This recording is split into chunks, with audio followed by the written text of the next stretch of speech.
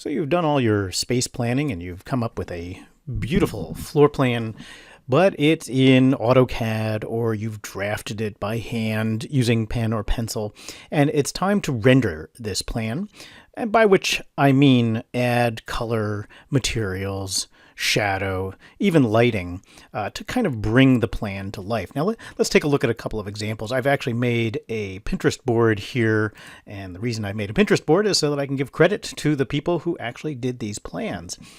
And what you can see in all of these, and I'm not going to look at every single one, is they have represented trees and sitescaping and all the elements that go into a site plan, either graphically with solid color or with patterns, and sometimes with photorealistic elements. And you'll also see the floor plan for the project in there. And sometimes these plans can be more detailed as far as the interior elements go, and sometimes they're more detailed as far as the exterior elements go. But they all have some very common features, which is a clarity of graphics representing the floor plan cut, and then line weights to indicate things which are cut through versus not cut through. And then a certain degree of using kind of cut and paste elements to represent repeated elements, in this case, something like trees. And the degree of detail that you're going to see, of course, depends a lot on the project. In this case, there's a very high level of detail on the interior finishes, and this is pretty typical of interior plans. And the poche is nice and black, which shows up against the deeply saturated colors that you see. An alternative tack is to use a much more suggestive approach to materials. This has a nice kind of grungy feel to it. Either way, we can use a wonderful program called Photoshop to get us some very nice plans. The biggest part of rendering a floor plan is a lot of heavy preparation in your model. In this case, I have an AutoCAD model, but you can absolutely do the same thing with hand-drawn drawings. This heavy preparation, which I like to call Preparation H, involves turning on and off layers within AutoCAD so that you can have an easier time of it when it comes to rendering. And what I've done here, this is the main project here. You typical of AutoCAD, you have all sorts of lines all on top of each other. I've set up saved sheets here. These are layouts at 18 by 24. I have just the floor plan walls and doors. I have made sure to draw in things like thresholds and windowsills, just so I have all those elements of detail. I also have another layer, which is just the casework. Sometimes it's nice to have just that casework. I think I'll probably not end up needing it entirely, but if you have a lot of highly detailed casework already, this will make your life easier in Photoshop. And I did also leave in a box representing where the plan is. And I also have just the site plan. Same thing, it's nice sometimes to separate these out. And while we're here in AutoCAD, let's talk a little bit about batch plot. If I go to the batch plot menu, which is under the print pull-down menu, I can print multiple sheets at the same time. In fact, this has all the drawings that I have open, and I don't have to obviously print all of those. In fact, I'm going to delete some of these, including model space. I don't usually print to model space. But what I can do is publish to PDF. Now these pages are already set up to do a high quality AutoCAD PDF, but you can, if you didn't do that, you can have it set up to do so here. You can also go to the publish options, and you can check the quality of the graphics that are going in here. Usually if it's high quality, it's not going to be a problem for us. The other thing is this multi-sheet file. It's nice when they're all in one sheet. This, of course, makes it easier to email and to keep track of all your files.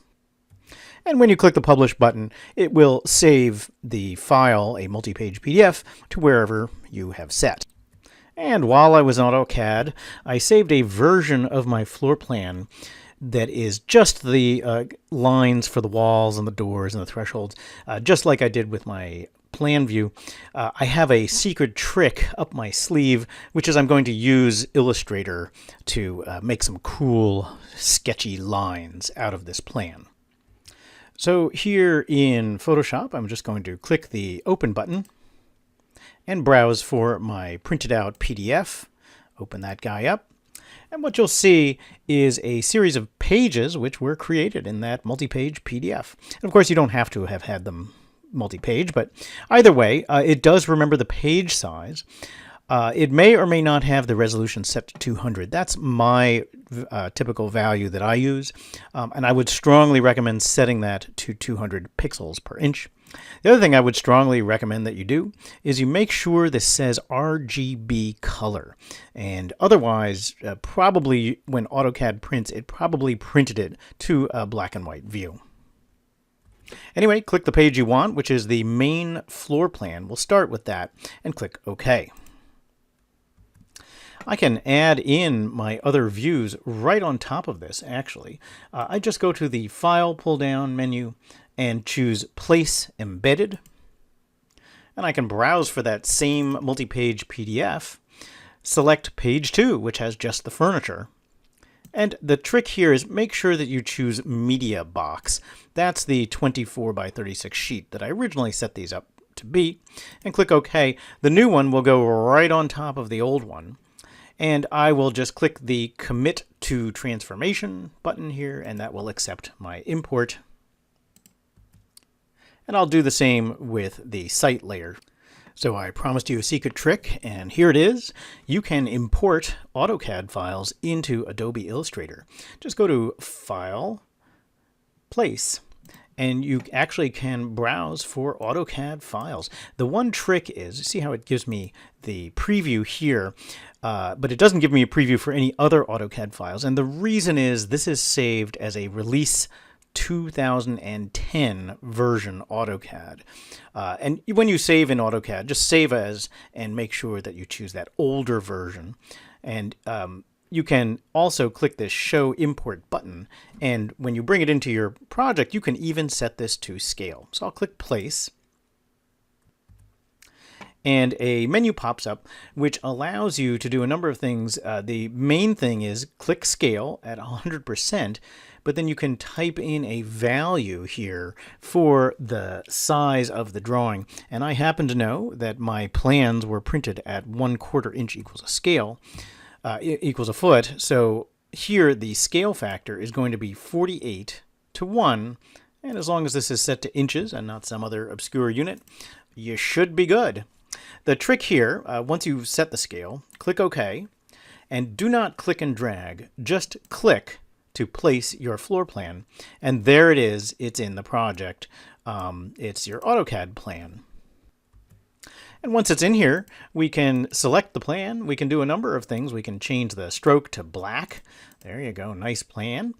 And then we can also fiddle around with the type of brush used on the plan. And as we've learned before, it's probably a good idea to load a bunch of these in just to see what you think. You know, maybe you'll like them, maybe you won't. As you click on them, you'll see the preview change, and pick one that you think will look nice with your kind of graphic preferences. And you can even come in and select individual things. For example, I can select all the thresholds here, and I can make them a much lighter line weight. And that's basically it. You can set other things to different line weights, or you can even have different brushes for each element. And I'm just going to use this as a way in Photoshop to kind of increase the, I don't know, sketchy quality of the project. Now back in Photoshop, I can place this object. I'm going to place it linked. And what that will allow me to do is redraw the plan if I need to. Again, I can go with Media Box here. It actually is not going to be in the same position as the other plans when I bring it in, and because I didn't use the same page set. So I'll have to kind of nudge it into place, and it really does help if you zoom in on it. And Control plus and minus zoom you in and out. And holding down the space bar gets you pan, and then you can just use the arrow keys to nudge the object, the sketchy plan, into position. You can usually see as the lines kind of get on top of each other that it looks nice and sharp. So let's talk a little bit about how Photoshop is organized. And I think what you'll find is that it's actually very similar to Adobe Illustrator and InDesign. And that makes sense because they're all part of the same package. And so a lot of the tools will look and actually operate in a very similar manner. First of all your tools are going to be over here on the left side. Some of them are actually going to look quite familiar if you've used other programs, rectangles, ellipses, and things like that. A pencil tool, a brush tool. These are all going to be very similar to your other programs. There's also kind of a control bar up here, control panel that shows you kind of what's going on in your drawing. If you click on a tool, it gives you the options. And of course, there's pull down menus like you would normally see. And then there's kind of a palette of different palettes that you can have on the right side of your project here. This is collected together in a workspace. So if you're not seeing this, be sure you choose the Essentials workspace. And if you accidentally choose one of the others, you will see that it looks quite different. So don't, or if you do that, change it back. So the thing to know about Photoshop is that basically layers are the main element you're going to see. I'm going to click my layers palette here. And if you don't see that or any of these menus, you can go to the pull down menu and you'll find layers there and you can drag it into your palette. So I frequently will drag things in that I'm using a lot.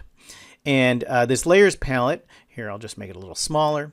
What you'll find is that everything I just imported is now a layer here in Photoshop. Now, the other thing to notice about Photoshop, besides the fact that there's a couple of layers from things we've imported, is that there are a couple of ways you can create new layers, either by clicking on the little plus sign, or there are these special kinds of layers here called adjustment layers.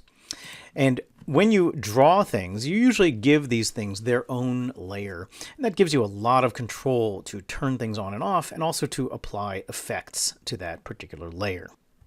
So let's start with a simple drawing task to explain how some of these features work. And that's basically what we're going to do. We're going to make layers and then add materials to them. So I'm going to make a new layer here. Just click create a new layer, and you can name these layers. So I think I'm going to call this one Poche so that I'll remember what it is. And I should probably relabel each of these for what they are. And to make that layer current, and usually a new layer is current, you just click on it and you see how it's highlighted here in the layer menu. Now anything I draw will show up on that layer. So how do we draw stuff? Well, the simplest way to draw stuff is my favorite, the paint bucket. And if you leave your mouse over the tool, it will show you kind of how it works. But I will click on it first so you can see it. You can also use G as the keyboard shortcut because G is how you spell paint, I guess. And the way the paint bucket works, first of all, you can most typically paint what's called the foreground color. Down here, there are two color swatches, and one is the foreground, the one in the front, and the one in the back is the background color. And that's great if you're drawing a gradient. To change the color, just click on the foreground color, and a color picker shows up, and you can pick a nice color for your Poche. I'll click OK. And the other thing is there are a number of kind of modes for how this tool works. For example, and you can paint and have it not be 100% opaque. The tolerance is how precisely it matches what you click on. So typically with paint, when you click on a white pixel, it will look for everything else that has that exact match of pixel color in terms of red, green, and blue mixing. And the higher the number, the more tolerant it will be. So for example, if I click on something that's gray, it might pick all pixels that are dark gray, light gray, that are close enough. The less tolerant, the more you get an exact match. Now my drawing is black and white, so I don't need to worry about that too much. You usually leave anti-alias on. The other one is contiguous. Contiguous will only fill around the pixel you click on until it reaches some boundary that's significantly different. Different by how much? By this tolerance number. The other thing is you can tell it to look on all layers. So right now I have nothing on this Poche layer. If I dumped paint on it, it would turn the whole layer red. So I click this all layers button so that it sees the floor plan below. Now it's just a matter of clicking inside the area that you want to paint. And you see how it fills it. The head of your arrow is where the paint is going to go. And you see you can quickly fill your spaces, and you can zoom in also if you're having trouble. The commands are transparent, so zooming with the scroll wheel or holding down the space bar with the pan to create the pan tool, all stop the command briefly and then let it continue when you keep going.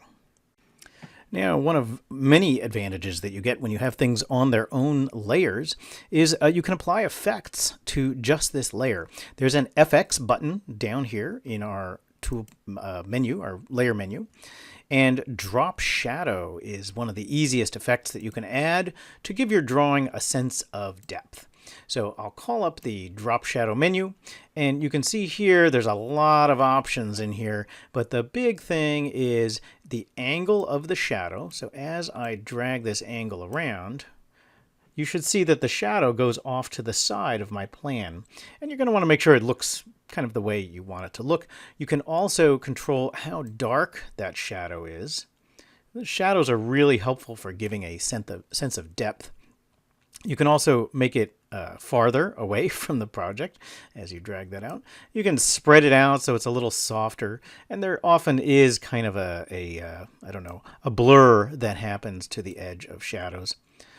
Finally, you can control the size of it and how much noise is incorporated into the shadow. These are all kind of graphical decisions, which, I can't tell you the exact answer. I can just tell you how I would do it.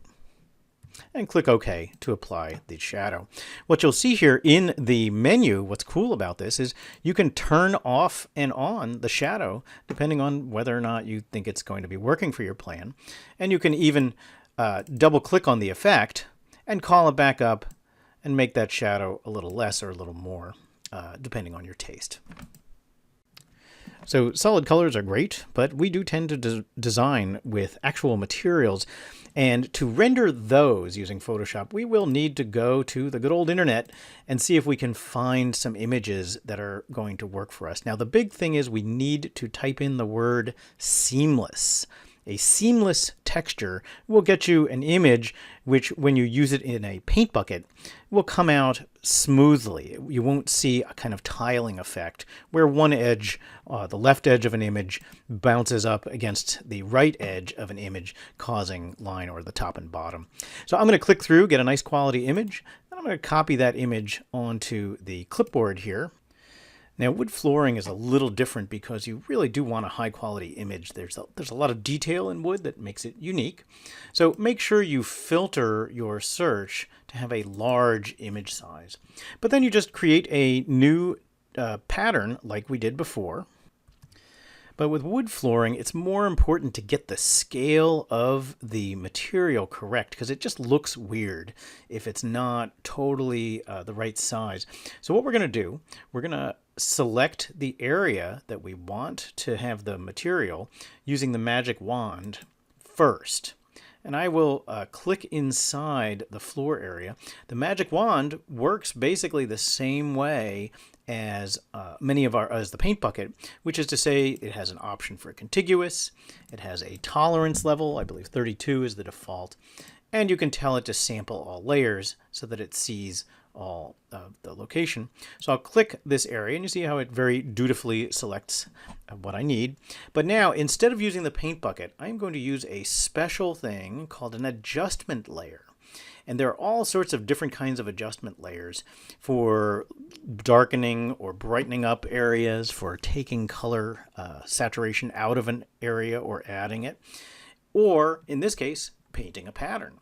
So I'll choose pattern. And what you'll see is an image of whatever the topmost pattern was. In this case, there's a number of different patterns in here. There's some trees, grass, and water. But then there's the ones that I created. So here's my flooring, right? And you might say, well, those are pretty wide boards. They're like 3 feet wide. So all you have to do is just change the scale by typing in some number. Now, we're not going to get it 100% precise, but what we're trying to do is get it to look exactly or close enough to reality. You can also change the angle here, either randomly or by typing in a number. Okay, I think I like it the other way. I think I like it as they are. Anyway, and then click OK, and you'll see that it has placed the material onto your floor plan, and it is nice and sharp, and it looks like it's roughly the right scale. Now, as I place a texture in here, I can control the scale of it just by using the arrow keys and this slider here. But I have another problem. I'll just click OK. And that problem is that this texture is not centered in the space that I want it to be in. And of course, you should always center your materials and also, of course, things like ceiling tiles. So what you can do, let's take a look at this layer here. And what you'll see in the layer, there are two parts. The material itself is on the left, but over here is what's called a layer mask. And in a layer mask, anything that is white will allow the color or material to show through. Anything that's black will block that material. And you can see on the previous one, which is the floor plan, there's kind of a white square in here. And this one is much smaller because it's a smaller part of the space. So I can click in the middle here, there's this kind of lock or link icon. If I unlink it, now what I can do is I can come in with my move command and I can actually move the material to get it just where I want it. You can also use the arrow keys. And there you have it. I have my plan with some basic materials. I can even drag my poche layer up above these other layers, turn on the shadow so that I can see it on top of the materials. And I can also turn on my sketchy lines layer, and oh, look at that. Isn't that nice? I can even group together some of these lines so that they're easy to control and turn on and off, which is what I'm going to do next, so that I can draw the casework. I can select layers by holding down Shift and collecting them all together and create what's called a group. It looks a little bit like a folder here in the Layers menu. And in the group, I can, like I did with the layers, give it a name. Now, once I turn off that group, I can turn on my casework layer, and I can apply materials to create the casework materials very easily using exactly the same techniques, make myself a new layer, and paint to my heart's delight. Now, I wanted to show you one little trick here, which is you can blend layers together in kind of interesting ways. And in this case, I painted the countertops twice. I painted them once on a layer here where it's just gray. Then I also painted them again with a concrete texture. And I want to blend those two layers together. There are what are called blending modes. And you can come in here and in the layers menu where it says normal, the normal blending mode, I can change it to a number of different ones, either darken or multiply. Multiply is one of my favorite ones because it makes anything black completely black, opaque, but anything white becomes completely transparent, kind of like a mask. And in this case, there's a lot of gray, so the gray scales are kind of halfway between black and white. And you can always experiment with these. They do a lot of different things, and sometimes it's kind of unexpected what they do. Like I actually kind of like this lighten one, even though I'm not exactly sure what it's doing. Finally, if you do something like that and you don't want to have to deal with all these layers all the time, you can just select the two of them, right-click on them, and merge them. Just make sure you don't choose something like merge visible or flatten image. Flatten image will remove all your layers, and merge visible will remove all the visible layers and just scrunch them into one. Anyway, there you go. I have one handy dandy layer, and I don't even need my casework layer anymore. And I can add my drop shadow onto this layer here. I probably don't want quite as big a drop shadow as on the walls, because if you think about it, walls are typically a little taller than casework, and you can kind of graphically represent that just by changing how deep each of these shadows is. And maybe I'll lighten up the opacity a little bit so it doesn't compete with the walls. Finally, you can drag it into the folder with the rest of your walls and floor, and when you open up that folder, you can even control which layer is on top of which other ones so that you don't get any unusual shadowing. Now, of course, I've left off a few things here. For instance, I didn't paint the windowsill. There's the sill here at the what do you call it, the refrigerator. And then of course there's the thresholds leading into these different rooms and out to the outside. It's typically marble. And so I'd want to go and paint those materials as well. But I want to move on to the site plan next. Now I can do the site plan in the same way that we did the floor plan. I can find asphalt material, I can find paving material, but how are we going to handle these trees? Now the other objects that we have, I can make them look kind of 3D. I can put a little shadow on the curb, which I just painted concrete. I can put a shadow even on the grass because it does have some height. Trees are a little more tricky. But good old internet has come to our rescue again. Now, we can get all sorts of great 2D trees from above. Some of these you can see are actually quite photorealistic. Others kind of have a photorealistic look, and then some are quite sketchy. Really, again, these are kind of a matter of taste. Do you want them more cartoonish, or do you want something that looks like a photograph?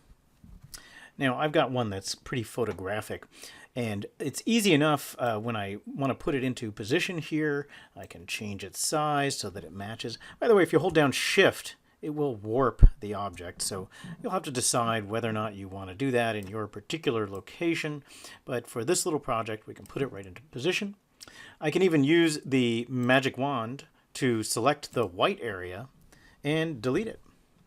But there is another way that I can make it show, and this might actually be kind of an interesting way, is I can use a little tiny hint of transparency by choosing the blending mode called multiply, which we used previously. I'll just turn off the sight, and you see how it does give you a little bit of, I don't know, transparency, which somehow feels like a tree canopy, which is not 100% opaque.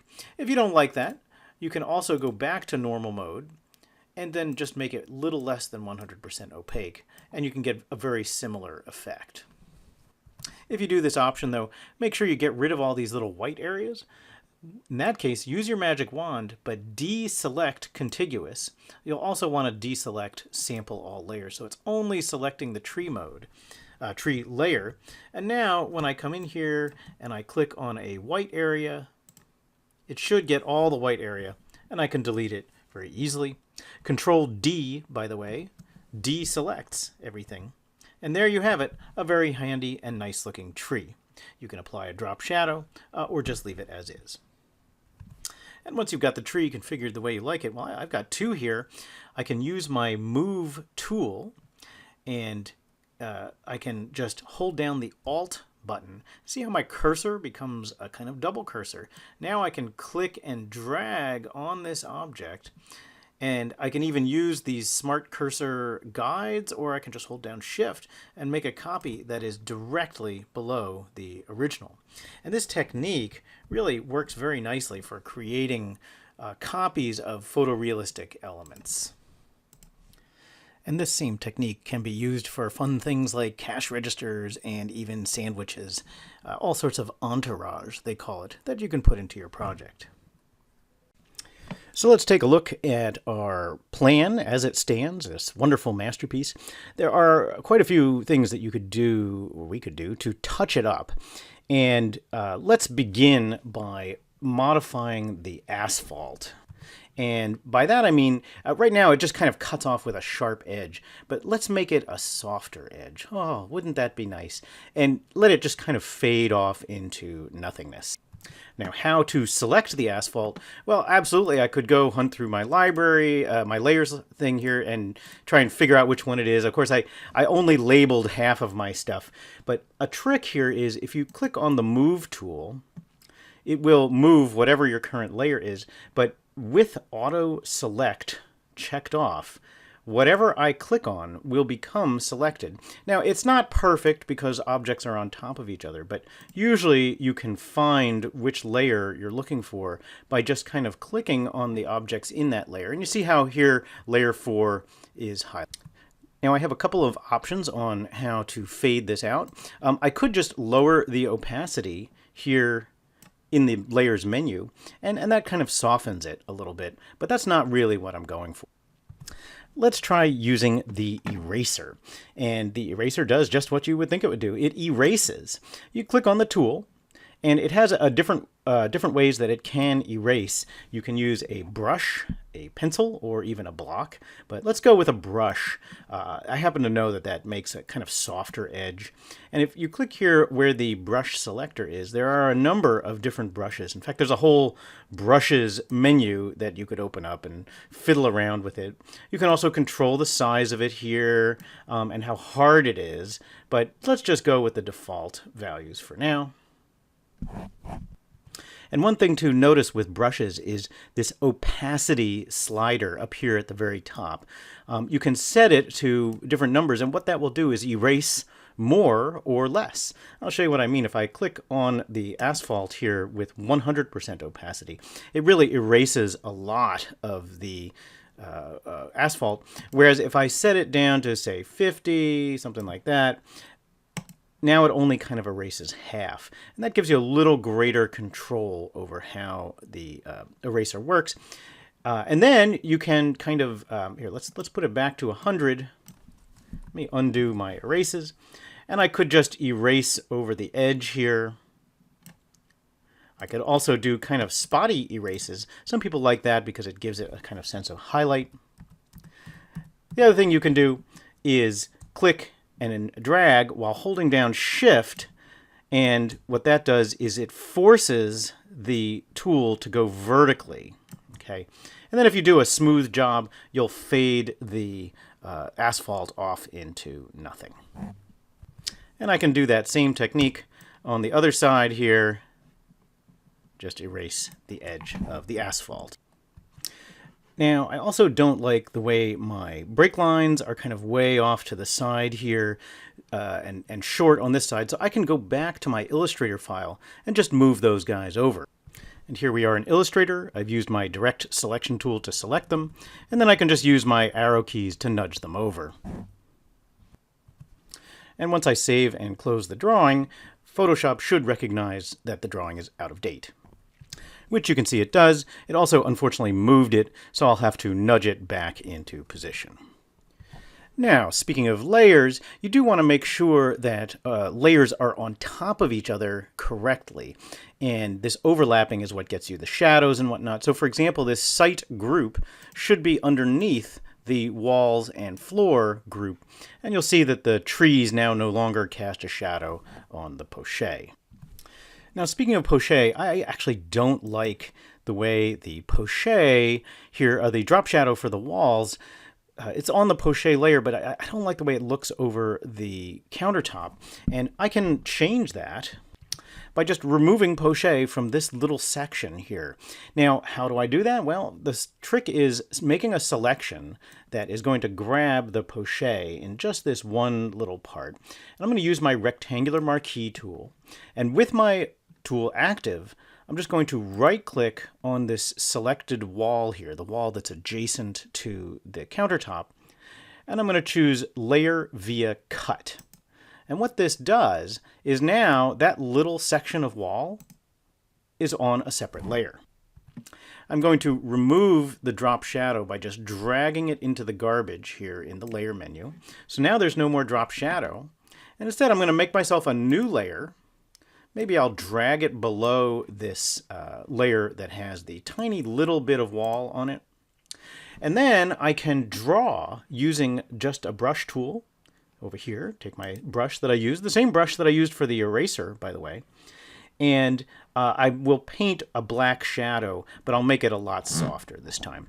And again, you can use any modifying tools. I'm going to hold down Shift to make it as sharp a line as possible and lower the opacity a little bit. And this may take a couple of trials. And be sure to notice that you can make a nice clean line by just clicking once, holding down Shift, and then clicking again, and it will go over the same line over and over again. And that's a way to avoid kind of, whoa, getting all out of control for when you want a straight edge.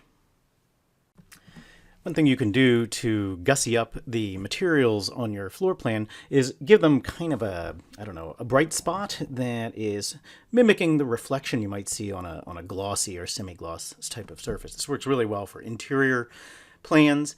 And make a new layer. Make its blending mode soft light.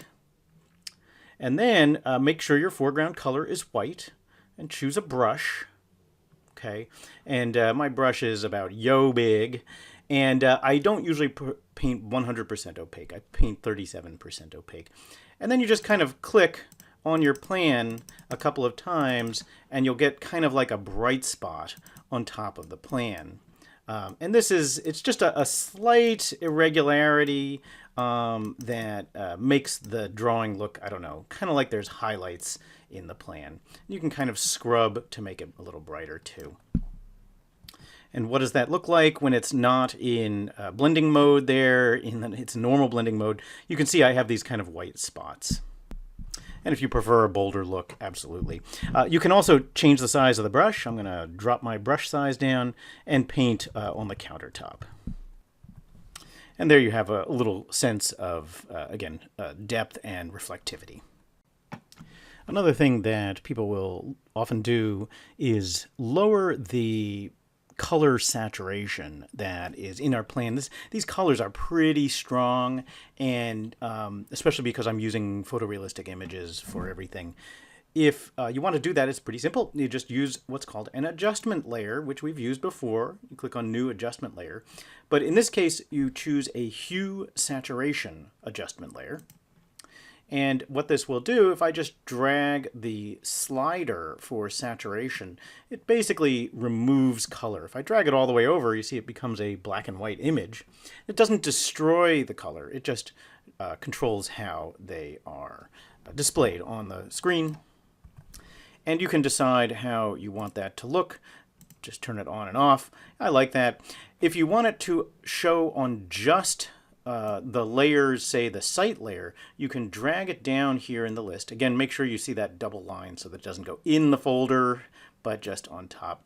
And you see how now the plan remains vibrant, but the layer below it does not. Now, what if you want it to be on the walls and floor, but not on the site? But you also want to keep this layer order. Well, now it gets a little more complicated because you cannot link this to just one group. You can only link it to one layer. And you can do that. You can force it to work on just one layer, but not a group. So we need to convert this group into a single layer. Now, I'm not quite ready to get rid of the entire wall and floor. What I can do is I can right-click on it and duplicate the group. And here's my copy. I'll turn that on. Another technique which works pretty well when you have a lot of really intense materials, either on the interior or on the exterior, is to not show all the materials, but just kind of render it in the corners or in parts of the plan. And that's pretty easy to do because we can just delete parts of this pattern fill. And the way we can do that is using the mask that we created with the pattern fill. Now, I know it's pretty small, but there's a teeny tiny little rectangle in the middle that's painted white, and that is where the material shines through. Well, we can cover up more of the pattern by just painting more of it, the mask, black. And I'm going to use my polygonal lasso here, and I think for some reason, I don't know why, but a kind of angular shape often looks really nice when you want to have just part of your plan rendered. And I'm going to right-click on my selection and choose Feather and give it a decent amount, maybe 50 pixels. It does take a little bit of experimentation to see what you think is going to work. But then you just dump black paint into the mask. And what it will do is reveal the flooring. I'll just hold Control D to show what I've got left. And you can do that over and over again so that you'd have just little pieces of your plan showing. You can also do another technique. And you can see here I still have the area selected, but instead of editing the clipping or the mask here, I'll go back to the main material, but I'll make a new hue saturation layer. And if you go back to the layer menu, you see the hue saturation layer is in that shape. And I can just adjust the hue, the saturation, so that rather than have color in that area, I can just drop it right down to black and white. And that's a little less distracting than having it full color. And it's kind of up to you as to which one you want to choose to do. Just remember that when you do that, you do have to link the two layers so that the hue saturation layer only affects the one right below it. The last thing that you can do to make your drawing a little more interesting and fun is to apply what are called filters. And what these do, these will modify the drawing or parts of the drawing to have different sorts of artistic effects. Now, filters only work on a single layer. So I've made a couple of copies of our walls and site layer. So I have one layer that has both layers, the site and the floor plan. And then I also have just the site and just the floor plan available. So, and it's easier to show what the effects are if you have just one piece. So maybe I'll start with the floor plan. And the way you apply filters is, you guessed it, from the filter pull-down menu. Now, we could pick filters out of individual items here. So for example, if I just want to soften the materials ever so slightly, I could add what's called a blur. And I like this Gaussian blur because it gives you a menu where you can control how blurry it is. And I'll just drag the slider down. And you see how it can make your materials look ever so slightly softer. Just a slight blur, and it has this tendency to kind of make the drawing look a little soft. And of course, I'm applying it to this overall floor plan, but you could apply it to just one layer, for example, the flooring. But if you do that, you do have to rasterize the flooring layer. In this case, by flattening the entire group, I have rasterized all of these kind of smart layers that have materials on them. So it's a subtle effect. Let me show it undone and then redone. And you can see it's just a little slight effect. Now, more aggressive filters will make the drawing look a little more artsy-fartsy. Let's go to the filter gallery and take a look at that. And this is where you put on your artist's hat.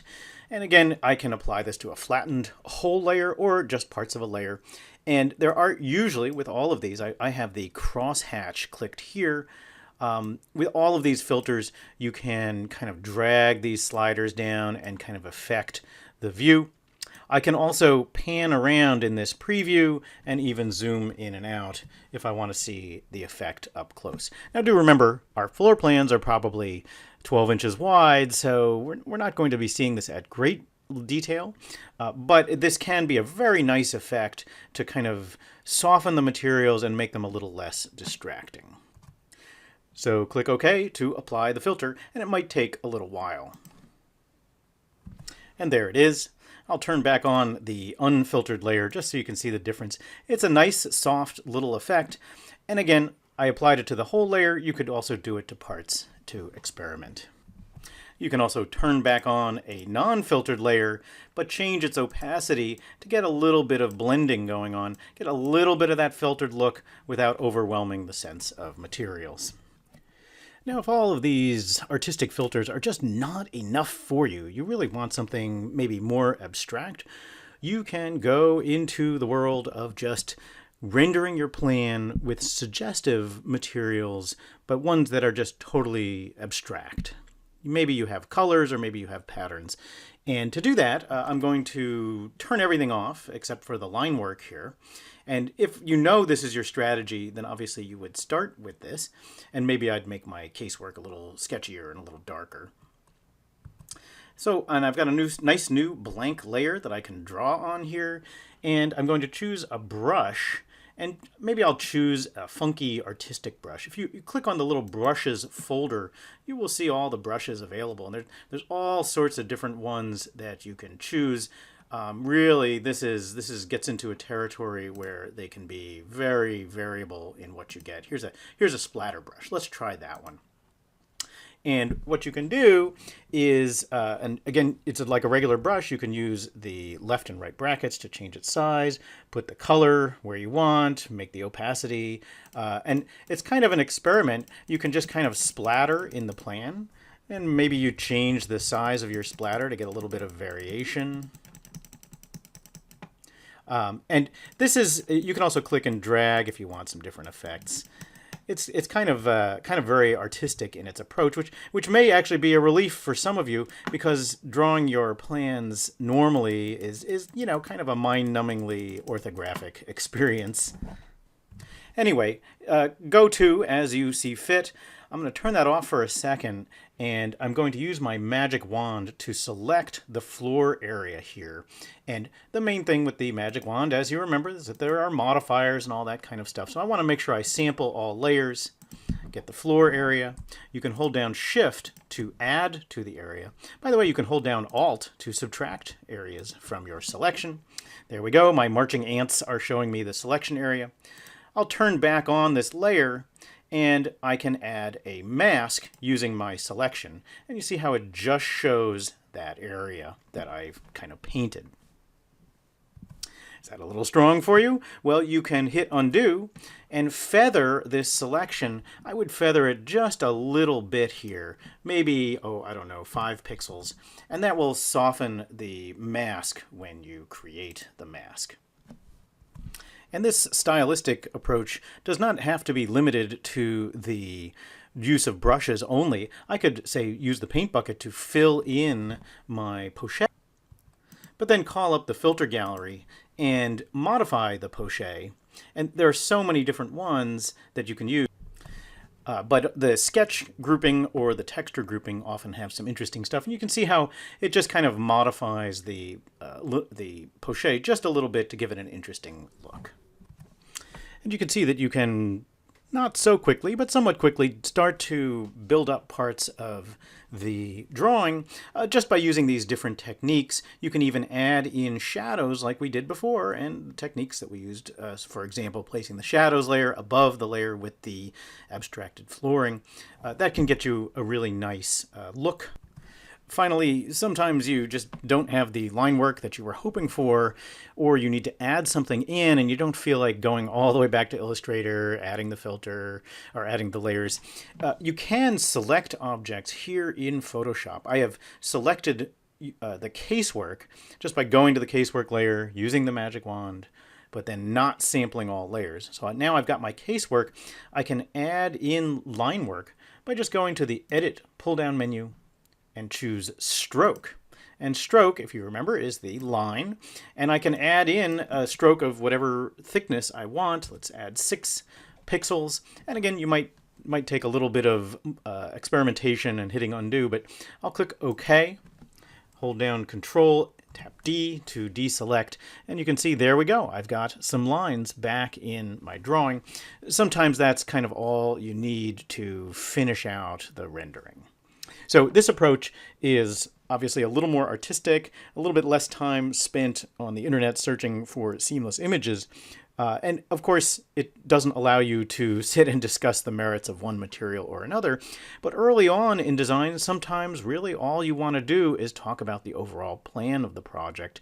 And this approach also works just fine for interiors and exteriors. The artistic approach, it's a little more sketchy, but it makes for a different type of conversation. Frankly, sometimes a better conversation. And that's basically it. That's how you can render your floor plan. And it's kind of up to you as to which approach you take, but I would strongly recommend trying to go through each of these steps to see which ones you prefer.